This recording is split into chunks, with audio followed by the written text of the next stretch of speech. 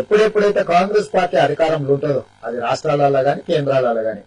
ఇంతకుముందు 100 కోట్ల కుంభకోణాలు ఉండేది, ఇప్పుడు 1000 దాటిపోయి లక్షల కోట్ల కుంభకోణానికి వచ్చింది. కాంగ్రెస్ పార్టీ సాధించిన ఘనత దేశ స్థాయిలో రాష్ట్రాల్లో రాజస్థాన్ తీసుకోండి, ఎన్ని కుంభకోణాలు జరిగినో, ఎక్కడ అధికారం ఉంటే ఆంధ్రప్రదేశ్ తీసుకోండి, లేకపోతే ఎక్కడైనా కాంగ్రెస్ పార్టీ అధికారంలోకి వచ్చిందంటే మీరు మహారాష్ట్ర తీసుకోండి, ఆదర్శ కుంభకోణం కానీ, ఇక్కడ రాజశేఖర రెడ్డి గారిని తీసుకోండి, రాజస్థాన్లో అక్కడున్న పరిస్థితులను తీసుకోండి, ఢిల్లీలో షీలా దీక్షిత్ తీసుకోండి,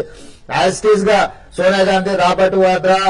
2G స్కామ్, లేకపోతే కామన్వెల్త్ కుంభకోణాలు కానీ, లేకపోతే ఆదర్శ స్కామ్ కానీ, లేకపోతే బొగ్గు కుంభకోణం కానీ, అంటే ఏ కుంభకోణం తీసినా తరచు చూస్తే అందులో కాంగ్రెస్ పార్టీ నిష్ణాతం, అంటే 130 సంవత్సరాల అనుభవాన్ని మొత్తం రంగరించి అవినీతి ఏ రకంగా ప్రజల సొమ్మును ప్రభుత్వ సొమ్మును ఏ రకంగా వేల లక్షల కోట్ల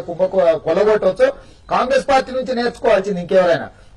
అయితే ఈ సందర్భంగా 10 సంవత్సరాల అధికారంలో ఉన్న తర్వాత నిన్న మన అవినీతికి వ్యతిరేకంగా రాహుల్ గాంధీ మాట్లాడుతున్నారు దిగిపోయి ఉండాలి. ఇది చాలా ఆశ్చర్యకరం.